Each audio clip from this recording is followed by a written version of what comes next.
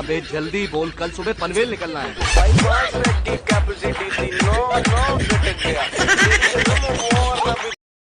UP Bihar की एक भाभी बोलती है,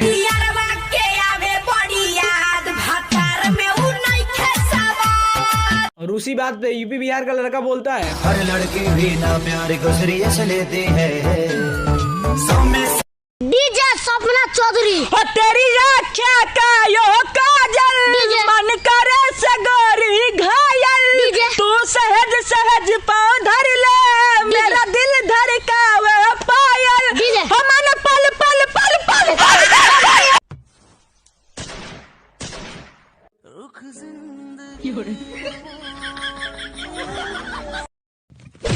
हर एक फ्रेंड कमी ना होता है।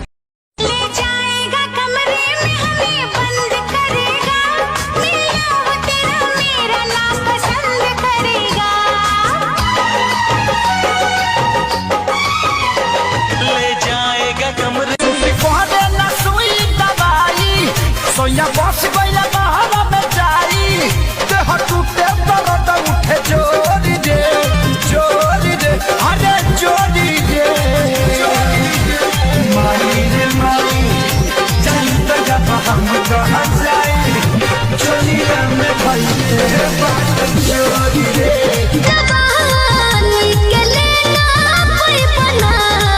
चेक करवाला कहीं को बीन पाना चावा कई गुस्सा होया रे बाप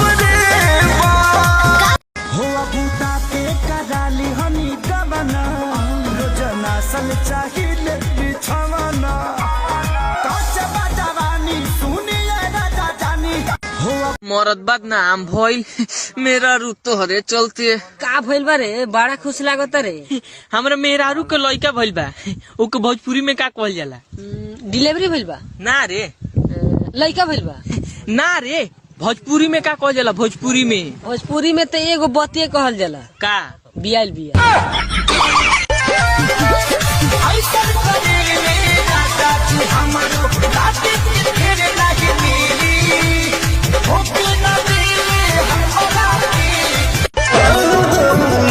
के बतिया कई दिहल तो सही देबू तू धोखा कबो सोचले ना रही के दूसरा के भोले भुला जाइबू प्यार के फूल सूखल नफरत वाला घाम से बदनाम भइनी रानी तुम्हारे नाम से बर्बाद करके जीलू वही में गौले रहनी जब हमके काजल रखवानी छोड़ के जाता रही था कि दिल ना लगई हाँ जब अरे फिर जानी आई हाँ अब जा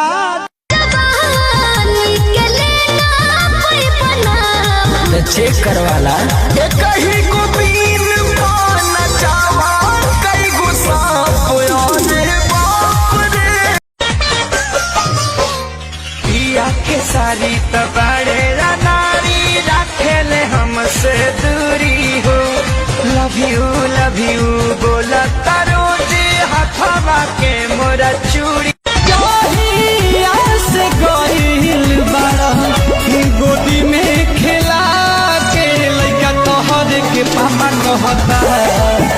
हमरा सैया जी के चाचा कहता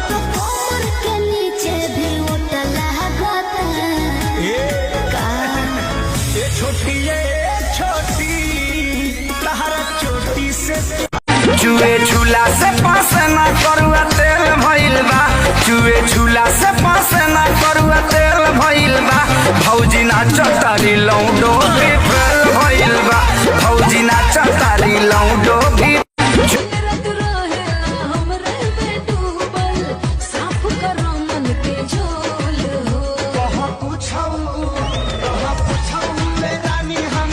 गोर चाहे करिया मर्दा मरदा होला गोर चाहे करिया मर्दा मरदा होला अरे मौका दे के देख कैसे करदा होला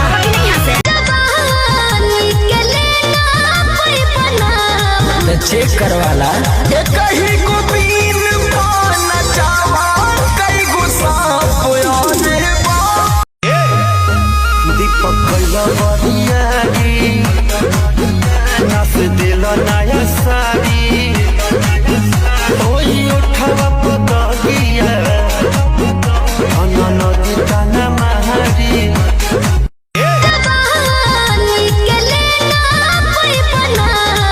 चेक करवाला कहीं को